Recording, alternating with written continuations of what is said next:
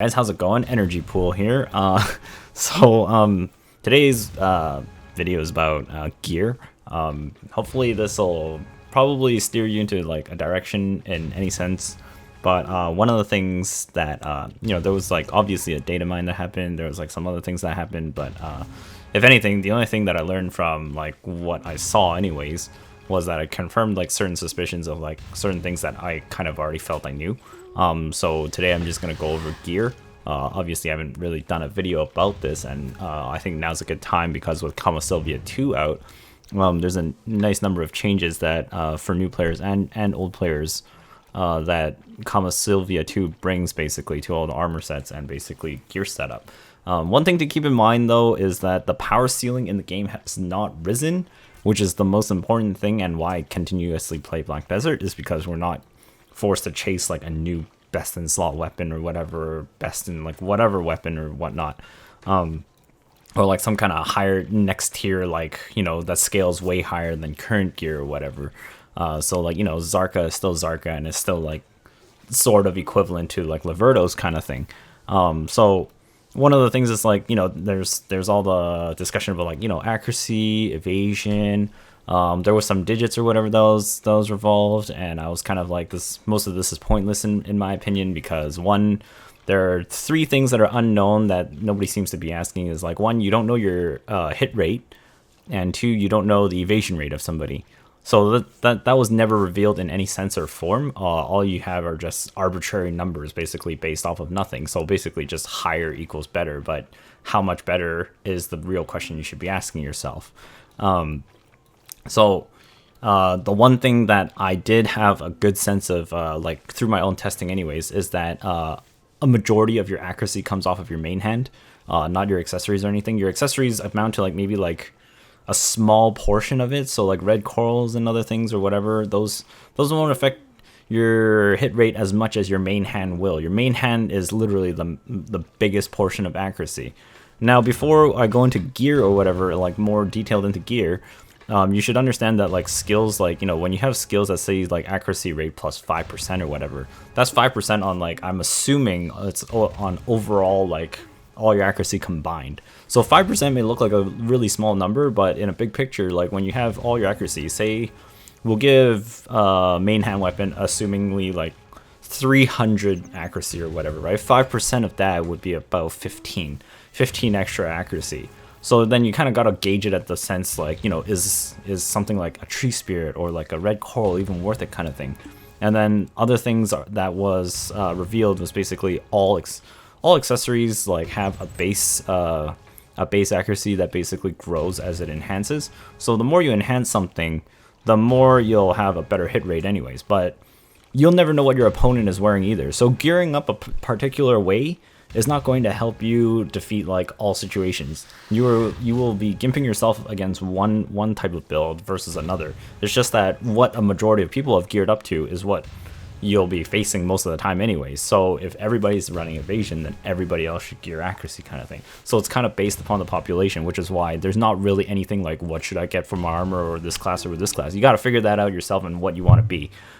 Technically as a Kuno, you could be a tank, and you could be a life-stealing asshole that never dies and jump into like 7 people and just like spin and just hold them there kind of thing. Or you could be a glass cannon and just go straight AP or whatever and just completely decimate a crowd and hope you get out with like, you just throw everything into that one attack and hope you don't die. Obviously, different things, different expenses. The other thing is that Uragon's shoes and Griffin's helmet is now out. Both of those things are damage reduction involved, and if you got like a Forest or Naros ring and like Narc earring, is like a full DP AP set kind of hybrid, and it actually probably would be pretty cancerous to deal with because those particular things just they don't really worry too much about evasion, but more or less damage reduction. So how damage reduction works, I'm assuming, is that it shaves off an X amount of damage off every hit.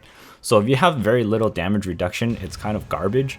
But when you have like a lot of damage reduction, you just make everybody else feel like garbage because they don't do any damage to you. Especially for people stacking accuracy. Accuracy will counter evasion, but it's not going to counter DR. And if you're lacking AP, that's probably because you've invested a lot into accuracy. Because as far as I'm concerned, 2 red coral earrings, regardless of if it's same enhanced level versus like say a tongue rat or whatever, you're 5 AP apart on each one. So that means you're looking at about a difference of 10 AP, which is a full ogre ring in difference, which is quite huge, considering your attacks are based off multipliers. Now, the other thing to understand here is that all your attacks have like a number here. So I'm going to use Spree of Sonnen as an example. This is from my understanding. I don't know if it's correct or not, but I'm pretty sure it's fairly accurate considering I always stare at the number of words that pop up on an attack. So it says here damage H63 times 3 and max 4 hits. That doesn't mean the hit can hit max 4 hits. It's just like poor translation. It means that it can only hit 4 targets. And you can't hit more than 4 targets, so you try to throw this skill into like a group of like 40 people, you're only going to randomly hit 4 people in that group. And each hit will perform times 3 damage, basically. That damage number times 3. So one swing is a strike, and then that strike should have times 3. That doesn't mean like your attack is 3 hits. It's very, very annoying and very poorly translated in that sense, because basically you want to look at the damage times 3 number as your accuracy. This is the number of hits that will most likely go through, anywhere from 0 to 3. So you won't have 100% accuracy, and you won't have 0% accuracy on the assumption that you're fighting somebody of the same level as you. The only difference that I've noticed is that if you are 2 levels or higher than other people that you're fighting, there's a very big significant advantage of like it's very hard to fight somebody that is higher than 2 levels than you apart. So if you're 58 and you're fighting a 61, your battle is severely like disadvantaged against you. But if you're like 61 fighting a 60, it's the margin of scaling is, I've noticed, is not too big of a difference. So like 60 fighting a 62 is still somewhat difficult, but it's not impossible. But like a 59 fighting a 62 will be really, really difficult, is what I've kind of noticed in just experience. Whether or not that's true, I don't really know, because one, I don't know the person's gear. 90% of the time, people don't tell me their gear anyways, and most of the time, I don't see why I should tell other people my gear either. What I gear up for PvE is completely different from PvP, so like sometimes you get killed in your PvE gear, and then there's so many different variables. There's also your skill awakenings that can be added in, and then that will also further change or amplify what you've built on your character. And that's why gear is a very tricky situation to talk about. Obviously you can just be like, oh, all boss armor or whatever, right?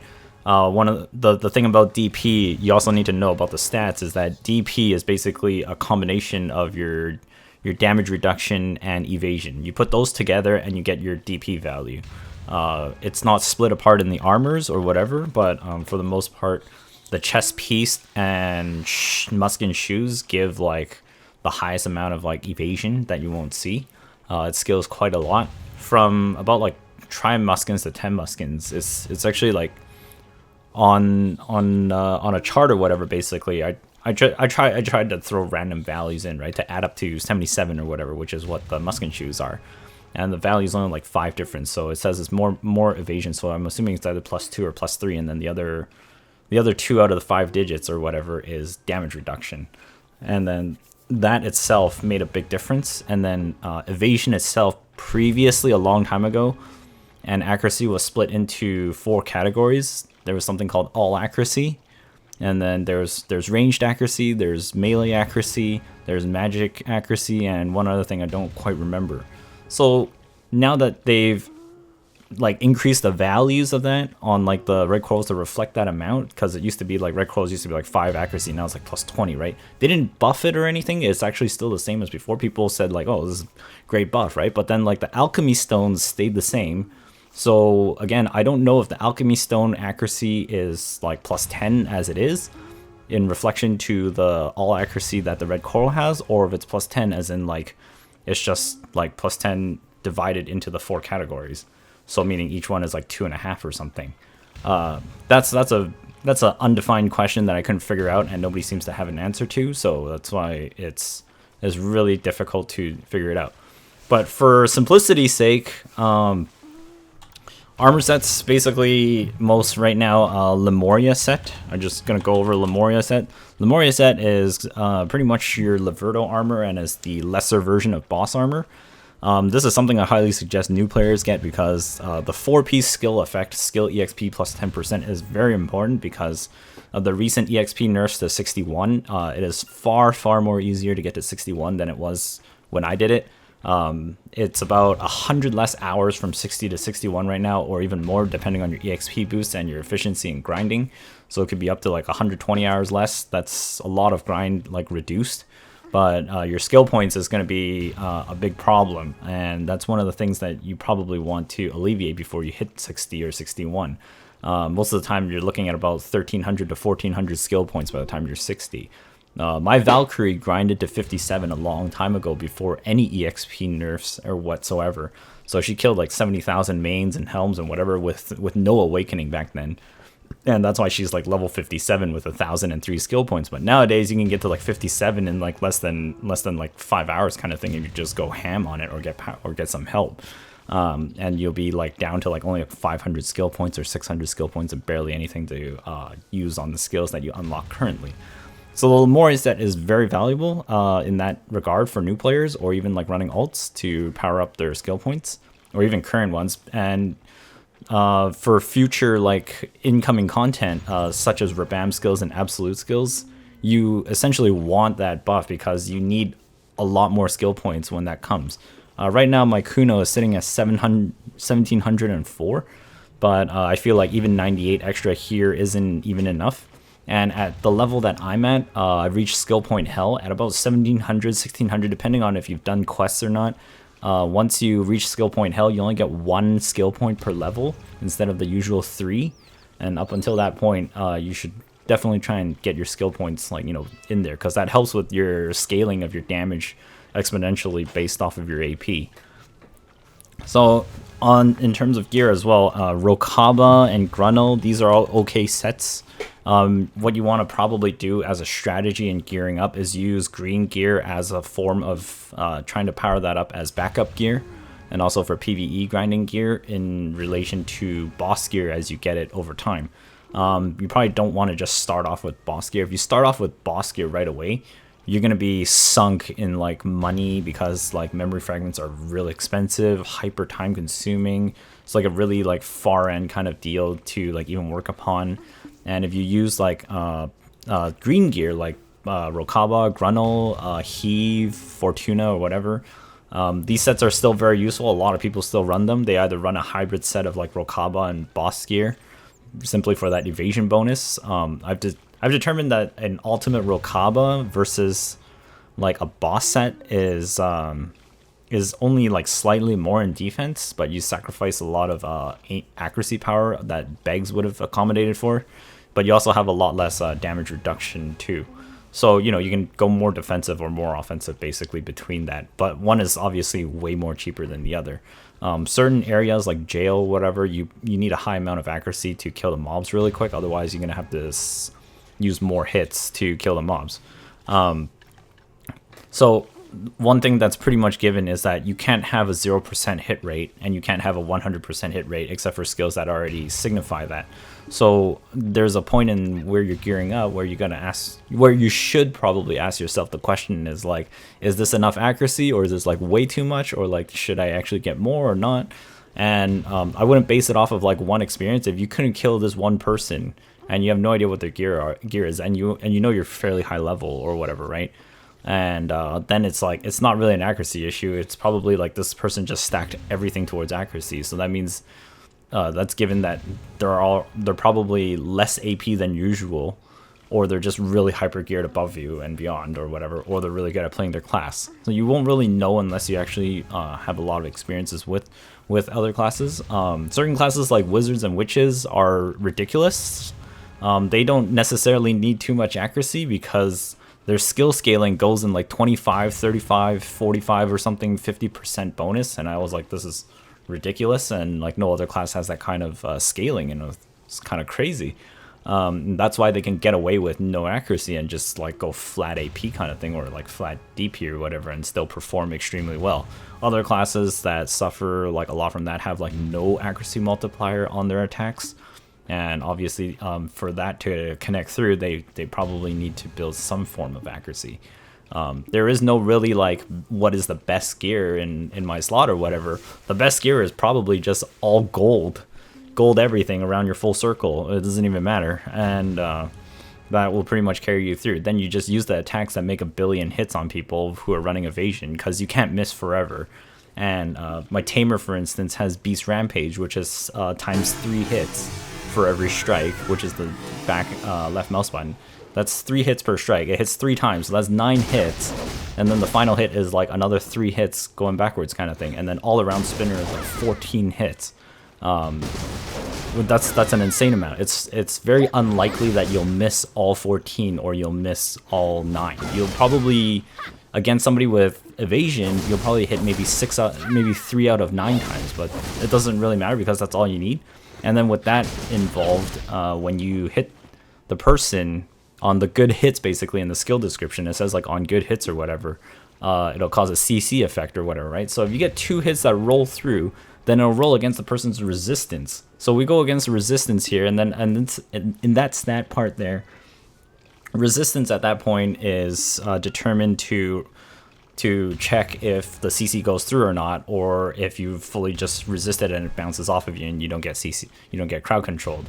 So that's where resistance kind of kicks in, which is why resistance isn't exactly too important.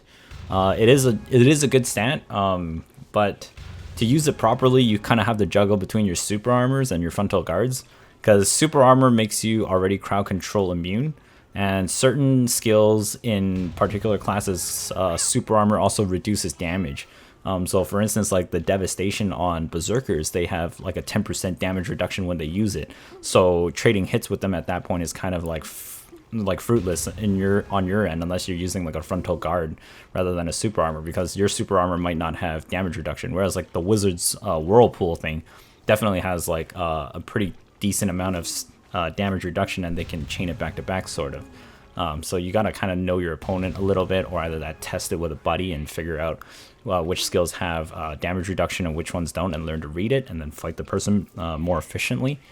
And then also super armor, once your super armor runs out, and say like somebody throws 14 hits at you, right, you're probably going to be like, oh my god, I'm for sure going to get CC'd or whatever. But if you super armor trade hits with people and you take maybe like 9 out of the 14 hits, well then the last 5 remaining hits will be determined as either misses or hits via accuracy or evasion. And then whatever follows through that are good hits on the accuracy rolls, those remaining hits will roll against resistance or whatever to see if you get CC'd or not. So obviously, if you're just standing still and you're getting chain stunned, you're probably going to suffer like all the hits if your evasion doesn't kick in. So that's kind of like an idea on like how to kind of gear yourself. I'm not really going to say like this is best or whatever. There are certain builds I want to just kind of express to you, and the options that you have. Currently with the Uragon shoes out, you can build yourself into like a DP meme. This shoe is a boss armor piece that's dropped in Kama Sylvia 2 on a weekly scroll. That's the only way I know of getting it right now. This thing is literally all damage reduction aligned. It's not really built for evasion. So for classes like Valkyrie or Warrior or Upcoming Mystic or whatever, you take this and then on the passive as well boosts all that, and skill awakenings that give like bonus DP or whatever, you could be absolutely just face tanking like 40 dudes trying to hit you, and they can't even take your HP down unless they have massive AP. So it's like the variation then becomes accuracy against evasion or massive AP against super DR. So because if you have super DR and you're running accuracy, all your hits might go through, but it's going to hit like paper cuts and it's not really going to even hurt the person. And or like you got to kill them with like 1,000 hits kind of thing. Or either that you have massive AP and you kind of blow away the person to overwhelm their DR because their DR is so high. If they drink like a steel defense elixir and like food that also reduces damage, then that person will be really hard to kill. Plus the Villa buff and also their self buffs. So like you could get your DR up to like beyond 80 or whatever. If they decide to just flip it into a Kadri ring and a defense offhand, you definitely can break like over 100 like damage reduction kind of thing. It's just ridiculous. And with Forest Ronaros ring, you can still upkeep AP or like a Narc Earring even. Narc Earring probably scales even better because it scales like 4 different stats. 3 for applicable PvP stats, 4 for PvE because of the extra Kama Sylvia damage. So that earring is actually really worth it in my opinion, because it just helps you grind faster and also helps with all the other situations, unless you're more focused upon AP, especially with things like AP caps on certain areas now. AP caps like Sawsons or whatever, only up to like 180 will be applied. To break beyond that cap, you're gonna have to need either hidden monster damage via Kudum or like Zarka, or you go hidden or bonus human damage from like elixirs or furniture buffs to overkill mobs, basically to kill them faster. And I consider that sort of like true damage because I'm not exactly sure how that's applied to those mobs. I don't know if it's either just a flat add-on after all calculations or if it's scaled with your skill damage percentages. Especially for Kama Sylvia, using a Griffin's Elixir and grabbing like an Atanis Pawn buff with 2 Valtara crystals in my offhand, it is definitely like a significant difference in kill speed that is noticeable. So that's why I'm still not exactly certain if it's scaled toward your AP damage as like just added on beyond the cap, or if it's not. But either way, that's how you break AP caps in some of the new areas. Kama Sylvia 2 also has like new areas, like everything in Kama 2 will drop the Lemuria set. The Lemuria set drops pretty much in this whole area. So don't be too alarmed. Even new players can get it. There's like a Poly's Forest, which you kill a bunch of little mushrooms. Low rate, of course. It's pretty difficult to kill like the Forest Renaros. But for noobs, like Poly's Forest and the fat asses, I call them fat asses, and these guys drop. These guys are like kind of like a Sawsons area, sort of. Oh, it's gonna be like terrible over there. And these party recommended areas are generally like, yes, party recommended. Gyfin is where Tongrad belts are dropping right now. Probably one of the strongest belts in the game at the moment.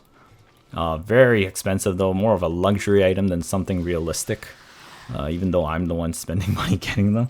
And yeah, so like even Valencia areas like Nagas and Fogans have also been buffed. So you should definitely not just sort of sink yourself into one hole when you're grinding for gear.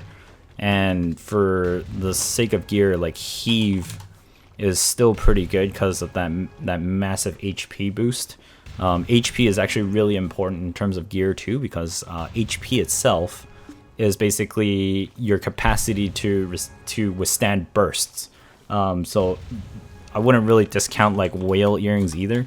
They're a bit expensive, but they're not. It gives you 100 HP on the earring slot, which is insane, and it grants you attack power. So for like say like a Zerker or whatever, you can have like a 4 to I think it was like 5.5 or even 6,000 HP pool. And if you got all the Jin crystals or like Wan or Bond crystals in the chest or whatever to boost HP even further, and like Jin Harfias, you could easily exceed like a bonus 1,500 HP or whatever on your character just from armor and crystals, all put together as a huge picture. And obviously most people's base health pool is like 2.3k, for instance, on my Kuno here with health level 35. So I only have like 340 extra. That means like base HP is like only like 1.9k or something. And it's just total garbage, like very little. But when I have all my armor on, it's like 3.5 to 3.6 or whatever. And generally you can survive a burst down to like maybe 10% HP, which is a lot more different than just dying and being dirt on the curb. So you know, don't forget about HP as well. HP along with high DP means your effective health pool is way bigger than what it actually is denoted. And also assuming you're drinking potions as well, as when you get CC'd or whatever, 375 is suddenly like 500 HP back instead when you drink the pot at the moment you get stunned or knocked down. So your health pool is actually like an extra large pot and more than what is stated if you're actively pressing the potion as you're doing it.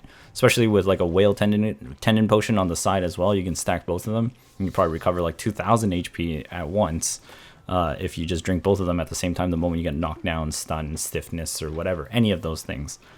So then it becomes a question of like, oh, ignore res, right? This is one question that I still haven't really figured out myself. It says maximum of 60% will be applied. I'm assuming that if you have ignore res and somebody has like 90% resistance, ignore res will probably lower it down to 60% if it's like 30%. It's not going to be like, oh, it's going to apply to 60 and then it's going to chunk off 30%. So that means only 30%, even though you have 90%. That would be like a 60% difference. And I don't think the game is that generous towards that form of offense. So if you have high resistance, like beyond 60%, and people who are running ignore res based on Kudum or like gems and the Kudum or whatever, and Villa buffs and food, like Valencia meals, then and alchemy stones to ignore res, that will only apply like it'll chop it off of the top of what you have, and if it's like still at 60, then it's still 60. But if it starts lowering it, then basically the ceiling does not start at 60. It starts at whatever your stat is, but it'll only roll up to 60%. So if you're still at 60% after the ignore res, then that's your resistance or whatever. Because otherwise it'd be pretty OP to just get like 70% and just completely invalidate adamantine weapons or whatever. Obviously, when you get to larger scale battles, a number of those things don't matter. If you put all those things together and all those details that I've just gone over, that's when a lot of that becomes just kind of like a clusterfuck, because it's like, oh, there's 9 people throwing like whirlpools that hit 26 times or whatever. All these wizards just casting toilet flushes, hitting like 26 times. It's like 13 times 13 or whatever with the flow. And it's just like ridiculous. It's like, oh my god, it's like there's going to be like hundreds and hundreds of hits coming through. Yeah, at that point, that it does become kind of pointless, but this is more in terms of a small scale sort of. If you're comparing this with like a Zerg ball or whatever, that's it's more or less like just which group has more AoE really. But in terms of like maybe like a 10 on 10 kind of thing, it's still valid and still relevant. And super armor is where like the trading generally comes in, and it's added with your DP. So yeah, I don't know. It's like this is what it is about gear. Well, that's pretty much it in terms of gear. I feel like I didn't really even tell you much, but hopefully that gives you some form of understanding regarding gear anyways, and it also brings you like, you know, different mindsets and choices that you might build yourself into. Obviously you want to build towards your character's strengths, so like classes like ninjas or whatever, you want maybe more of an evasion kind of thing, or like more, and then like characters like warriors, since they've got so much stat boost, you could probably just flat out go more AP or more damage reduction, because they're great sword buff or whatever, and the burning moxie gives them like 40 extra DP, right? So you can have so much damage reduction kind of thing.